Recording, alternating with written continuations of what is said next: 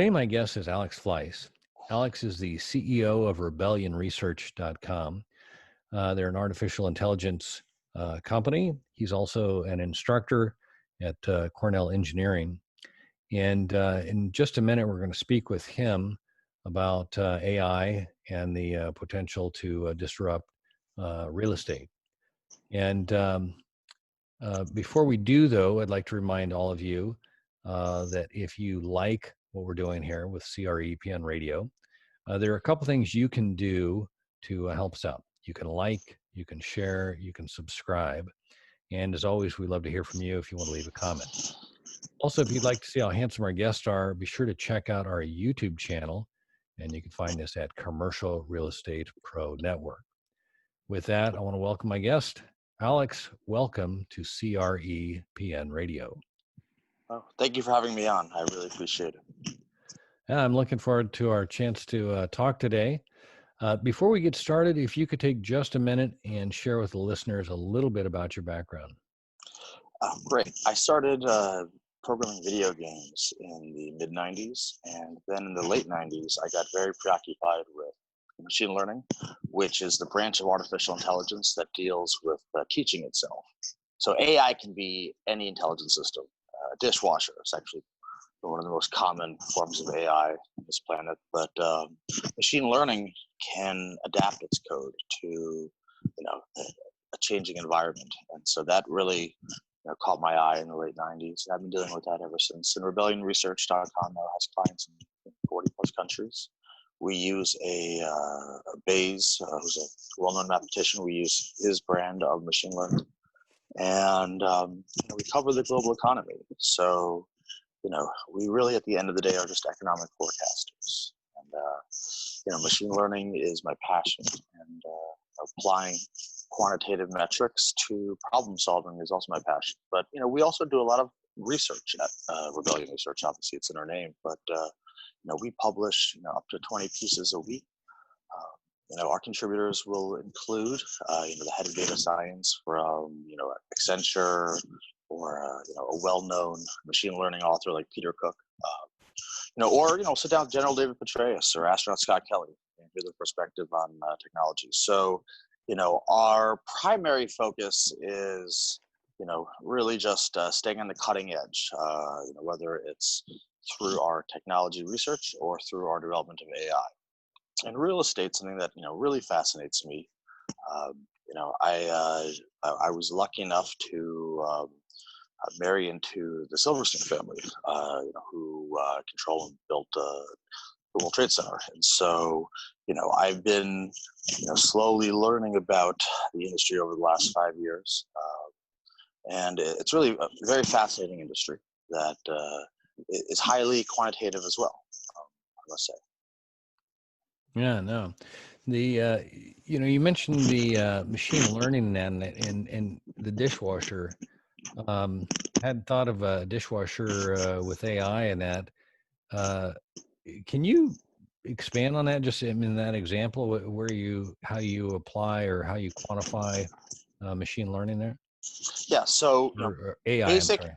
Yeah. So basic AI is just any machine that can follow an intelligent set of instructions. And so with a dishwasher,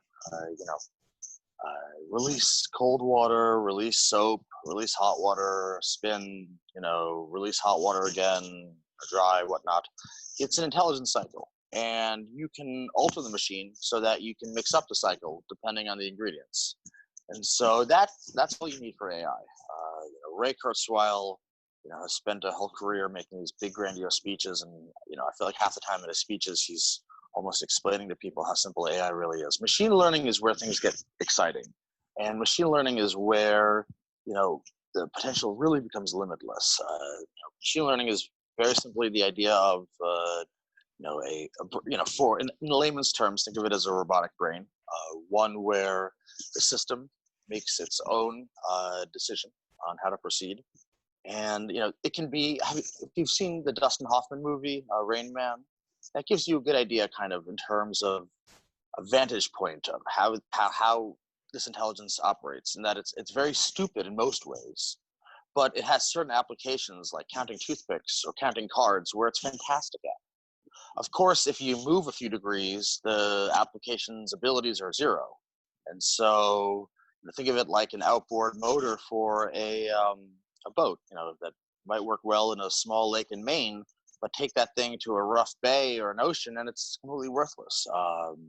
And the application beyond that that's probably not the best example because a small upward motor will have some effectiveness in a bay, but in a calm ocean. But most machine learning, it really can't function outside of its specific application. And so you build a machine learning for facial recognition, it would take a lot of work to alter that so that it can work on something else, be it smart document search, natural language processing, whatnot. So you need to really work with the technology and treat it like a Dustin Hoffman's characters type, in that it's very fragile, and you really have to spoon feed it as best as possible. Otherwise, your results will fail very quickly, very easily. Got it. So, question for you: the system and the data that these systems are utilizing, is that constantly changing? Are there? I mean, is the machine able to learn based on the data that it's receiving? Is it able to decide it needs additional data points, or is that more of where the programming comes in? Well, it's funny you mentioned that, actually, because when we first started in 07, I think like a year later, we were giving it not nearly as much data as we give it today. And we weren't giving it data on currencies, but our machine learning was able to find data on currencies and use it. And then it was seeking it out and found it and used it, all by itself. And yes, yeah. And so we started giving it. We saw that it was using the euro, and so we started giving it more and more currencies, and so that was definitely very interesting. And so we're trying to give it more data, but the data has to be concrete and consistent. And so like Twitter data, we really can't incorporate that. We like industrial output is something that's more consistent, retail sales. Our technology views the global universe as very, very, very interconnected when it comes to the economic universe, that is, rather. And so when it looks like a Chile, for instance, it looks at all of the assets that make up Chile, and as those assets have greater and less effect over time, it'll see that. Like with Australia, from 1990 to 2010, Australia went from like 5% correlation to China to like 50%. So really over 20 years, Australia went from very little sales to China to basically becoming China's leading trading partner. And so that makes Australia's, data inputs for what is going to predict the economy's movement very different, because you have a different economy 20 years later. The way Apple Computer in 1994 is a very different entity than Apple Computer in 2014. Sells different goods, different masses, at different margins, run by different people. So the idea that it's a constant asset is almost stupid. It's not. It's an extremely changing asset, and it might still be in technology, but a lot of the correlation ends there. So the machine is actually able to learn. I'm curious, is that based on the preset programming that was originally the original code that was written, or is this the machine constantly writing its own code? No, we can also that's how it's designed to work. But we can also moderate the rate of learning so that it doesn't learn too fast. Because these systems are naturally aggressive, and so they will try to learn as fast as possible, and then become aggressive with what they think will happen. And so, we have to moderate every part of it. We, have to, really kind of treat it very, very carefully with, kid gloves, as you will. And so, it's a fantastic beast, but it really, it must be, very monitored and very massaged. And so it'll overexpose itself to industries. It'll decide that it can't pick natural gas. It should never buy natural gas again, or, it'll look at its failures and try to learn. Learning from its failures is a very big part, by the way. And in fact, the past performance is a very useful data set for a machine learning system on top of the data you feed it itself. Its own, performance, that's great, helps it learn. But if you don't moderate the system, it will try and learn quicker than it should, and then its failures will rise more than it should. So we try to keep our machine learning, kind of moderate, so that it doesn't, moderately positive, of course. Think of it as, singles, National League style baseball as opposed to home runs. We'll never want it to trade on its highest prediction, because its highest prediction will have so much inherent risk in it that the risk reward is just too high to be buying for clients as a business, really. It's just, whereas if you scale down the risk and you scale up confidence ratio is very important. So there might be a 60% chance that this asset will go up, but how high is your confidence ratio that will actually occur? And so if the confidence ratio is very low, we take that very much into an account. And so, that's a case where, maybe the system likes global foods, but it'll end up buying a Nestle because all of the other global food companies are too expensive or have other issues that make it too risky, and the confidence ratio is too low, if you will, in terms of, moderating the risk. Risk is very, very important. Yeah, no, on the different ratios you mentioned, the confidence versus the, I apologize, can't remember the other ratio you were commenting on there.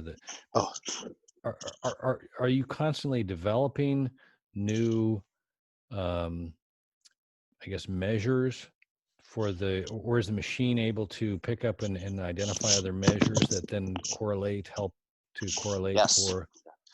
At the end of the day, we're pattern seekers, from the movie The Imitation Game, based on Turing, the British mathematician who helped solve the Nazi Enigma code. So we're really just trying all the time to find those patterns that predict positive or negative performance. And so the problem with this black swan event of COVID-19 is that we had a strong economy, and there was no reason to go defensive on the U.S. economy except for panic that quarantining would kill everything. And so, things changed very quickly, and it was, it was definitely it was as black swan an event as will come. So it's very difficult. If you look at a lot of the best computerized firms, some of the results haven't been pretty. They're, that's a problem. The market's not always purely rational. This reminds me of 2011. In 2011, the market crashed maybe 35%. People thought it was all over for like a month or two, and then the market just ran back up 25, 30%. It was 9 years ago now. But, and of course, COVID-19 is, I think, a more significant issue than the debt downgrade. But once COVID-19 is finished, why should the economy not be what it was? I mean, of course, we'll lose restaurants and whatnot, but, we'll see, of course. It's hard to make predictions like this. Right. So when you're designing a system, or I'm just trying to, how many data points, what's a minimum kind of a number of data points that you look for in order to establish some rules? Well, for a trade to occur, we need to have 50 to 150 positive factors, and each factor relates to a cheap PE ratio, strong balance sheet, strong industry, maybe copper's flying, and this is a copper company. Maybe France's economy is doing great. This is a French company, and so whether it's the geography or the industry or the specific country, we're looking for these positive patterns, and we want as many positive correlations as possible. So this company correlates to a strong industry, a strong country, strong financials. Its pricing has been working. That's something else. The system tends to sell stocks that don't work. And so if the market's humming along and one stock just goes down for no reason and stays down for months, the system won't try and figure out why it's wrong. It will just move on, which makes for a very tax efficient index.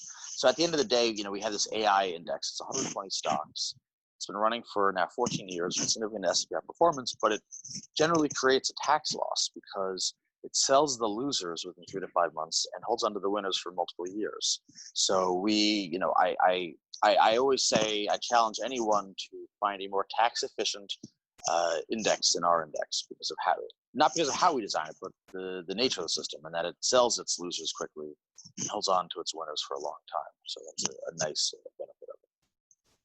But, got it. Thinking of real estate and potential applications, I'm wondering, would it be more useful in commercial real estate, or do you think it would apply well in residential real estate, given the emotional, the intangible with kind of it's going to be your home as opposed to a commercial real estate where it's more about the numbers? I think both are very tricky, to be honest. I don't think actually AI works perfectly for real estate. And I've been examining this now for quite a few years. So I think, there's some trouble. I think it could work more in smaller, localized situations because AI performs best in a vacuum, if you will.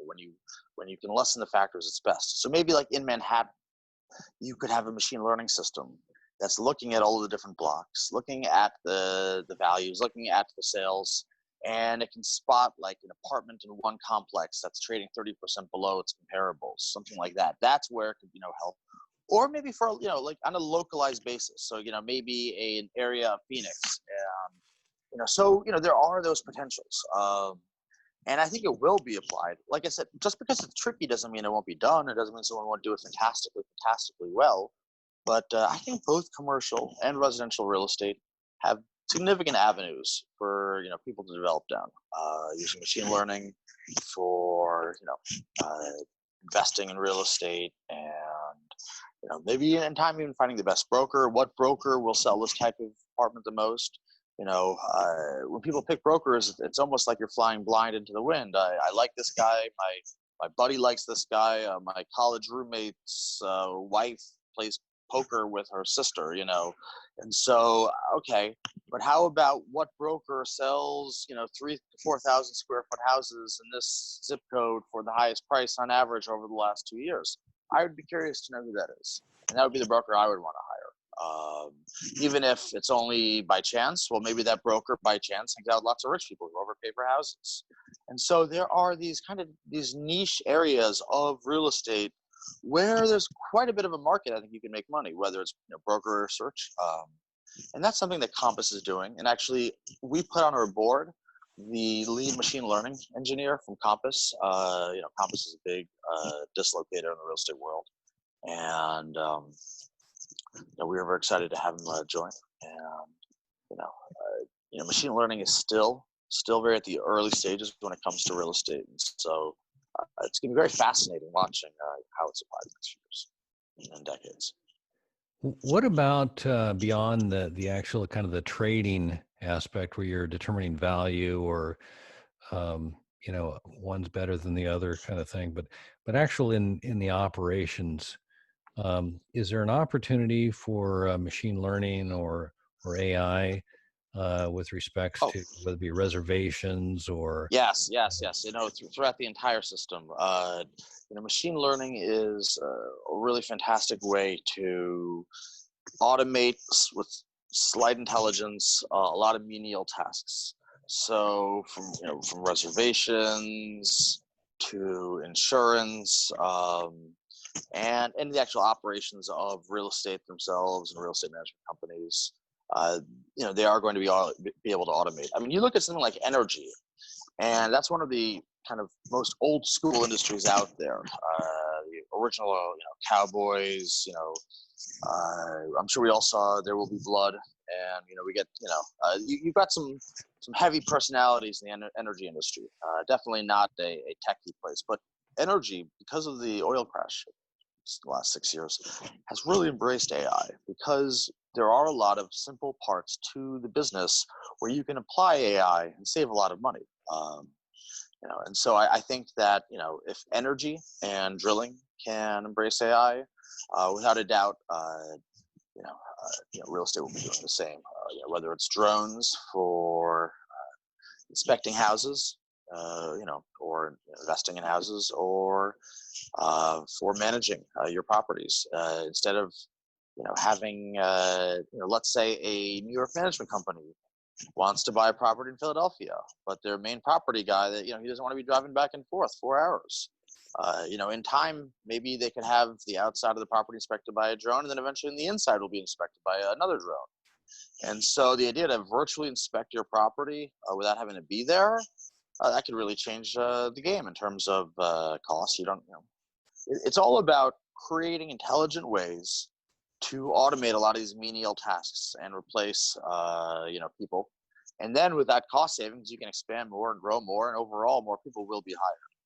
And so I always caution people: don't think this is like a zero-sum game where you lose a job here and you don't get two there, because that's not the way that automation and innovation have worked the last few thousand years. Over mankind's history, innovation has consistently made jobs higher paying, safer, and more comfortable. And so jobs that were riskier 100, 200 years ago are less risky. Of course, there's still risky jobs out there, but the amount of risk has decreased significantly and will continue to decrease significantly. That's one thing about technology. But not only does it make these jobs nicer, but it creates more jobs and more jobs. You look at something like a Zoom video, which we're using today, created by a Chinese immigrant, didn't speak English, employing thousands of people, created billions of dollars of value. Zoom is enough of a reason to be a capitalist, and the whole socialist movement really sickened me, frankly, because 40, 50 years ago, we used to have a country where whether you were liberal or conservative, you realized socialism was a losing cause. John F. Kennedy was a very, very, very, hawkishly anti-socialist communist person.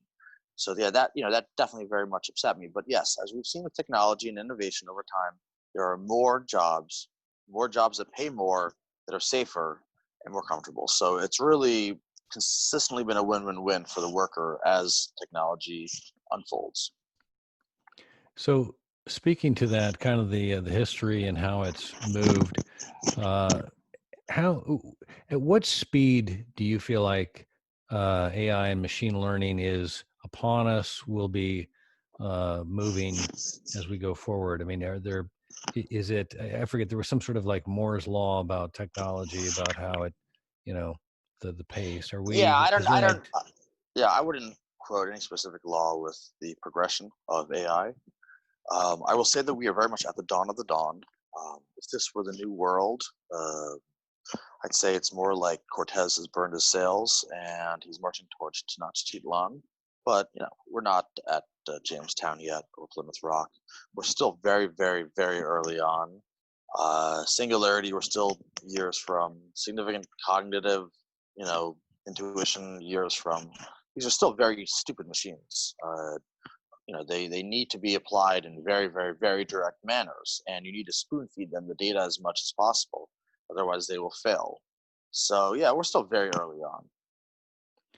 one of the things that's always been kind of the I think the challenge for myself anyway with technology is that I get all in with a particular brand or model or style, and then thinking it'll be built upon that, or future versions will be built upon that, only to be only to find out later that one's totally scrapped and we're in a new one, and you've got to constantly be learning.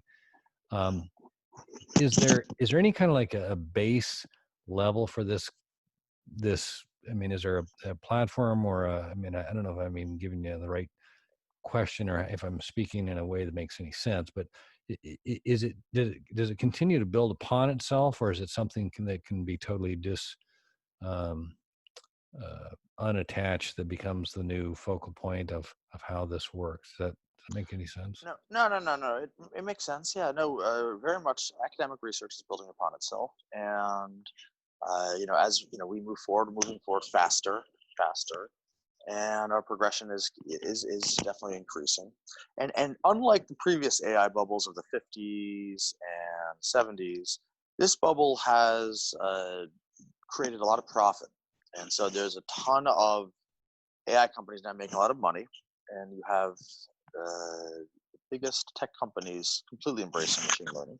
The largest companies on the planet, Microsoft, Facebook, Amazon, Google, they are the ones who are the leaders in machine learning. Machine learning has gone from bubbles to now leading the economy. They are buying the best engineers, and they are getting most of the data. Data is the blood that makes the body move, and without blood flow, you have absolutely no human being. You have no animal, and so the better the blood flow, the stronger you are. I remember Steve Prefontaine, the famous middle distance runner from University of Oregon. Yeah, he had known for having one of the most efficient blood flows in the history of the planet. I think it was the co-founder of Nike, who was his coach, partnered with Phil Knight, said that he never came across anyone who could. Yeah, exactly. Yes, exactly. Nobody's blood was as efficiently pumped as Prefontaine, which allowed him to be not just so good, but also he's a chunky guy. He was a large guy. You don't typically have guys of that size able to run that fast. And so with Google, Apple, Microsoft, and Facebook, because they have so much more data, their machine learnings, will be the best on average, because they will have the most data to work with. And the more data the system has, the more intelligent data the system has to work with, the more it can make intelligent decisions. So, it's a race now. It's totally an AI race, and AI engineers are gotten very expensive. So you mentioned data and the collection of it. Is the data that's being collected, is it recognized up front as a data point they want for a specific purpose, or do you find that a lot of times the data is being collected so that it's available for future analysis? Netflix is trying to collect as much data as they can on their customers and their customers' actions, and they're working on it in every different way they possibly can to better their systems.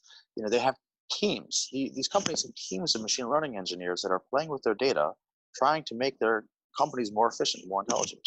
And so, in terms of data, they want as much data as they can, wherever they can get it. Data is the new oil, and every little bit of data has become valuable now. And so, because the FANG, the Facebook, Apple, Netflix, Google have the most data, that's why they're going to naturally be leaders in this industry.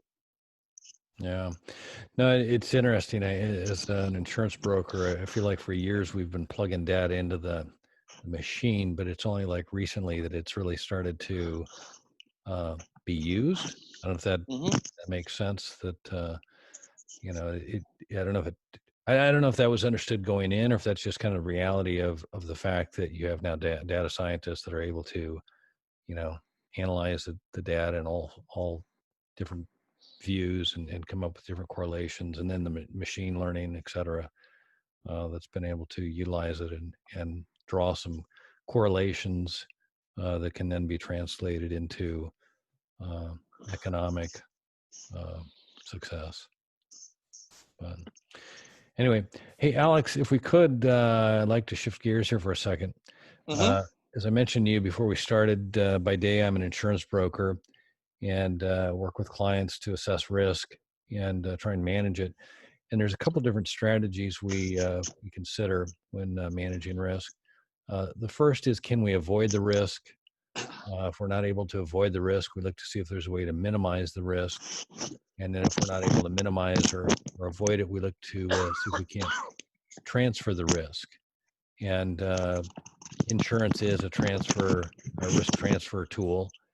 And as of late, I've been asking my guests and if they can take a look at the world as they see it and their world, and identify what they consider to be the biggest risk. And just for clarification, I'm not necessarily looking for an insurance-related answer, but if you're willing, I'd like to ask you, Alex Fleiss, what is the biggest risk? Well, you won't forget my last name because my cousin is Heidi Fleiss of 1990s fame, and Dennis Huff's widow. But I'd say the biggest risk is the unforeseen risk, without a doubt, which obviously is manifest in COVID-19, a black swan event, or the S&P debt downgrade of the U.S. government in 2011. The unforeseen risk is always the worst risk. But it's very hard to worry about risk, because it's almost it's really endless. I think about my poppy, and with 9/11, some people told him don't take any insurance out for terrorism events, and then other people telling him to take more. And so, but terrorists looking to blow up a building, that sounds ridiculous. But then, of course, 6 weeks later it happened. And so, we're living in times where the unexpected is expectedly happening now, whether it's America's Cup, the best comeback of all time. The idea of winning 7 sailing races in a row is so unlikely. I'm a sailor, and so I got to tell you, the odds of that are just almost impossible. But we're getting to these kind of new. We have such a globally connected world, which obviously has nothing to do with sailing, but it presents more and more and more potential risks. And you have such a globally connected world. If a risk arises in India or China, it will travel faster than it ever did before, because we didn't have that connection in the world that we have now. No, absolutely. We're a little beyond bird flu as far as a means for transmitting that kind of stuff, and like you said, just information in general, just the way we're so well connected and stuff. It is kind of it's a fascinating and almost a scary reality of just how vast it is and how easy it all moves so quickly. Well, I like to think about Carl Sagan, the famous astronomer, astrologist, who says, "Don't forget, we're just a bunch of little creatures on a forgotten rock in a nothing solar system in a ho-hum galaxy. There's nothing special about it. No, our star alignments aren't special. Our planets aren't special. Nothing about anything about us is special. The fact that our one planet allows our specimen to live here and other specimen live here doesn't make anything about us remarkable. So, and when you start realizing that there's another 100 to 200 billion galaxies out there, it gets very small, and the potential for risk gets endless. Right. No, that's good to remember. Alex, where can the listeners go if they'd like to learn more or connect with you? Thank you. Yeah, no, if you want to learn more about rebellion research, you can go to our website, rebellionresearch.com. You can open a brokerage account to do financial management, or you can go to our research and read about AI, machine learning, flying cars. We've covered hundreds of topics, and I hope you'll become a reader and a subscriber. Got it. Alex, this has been great.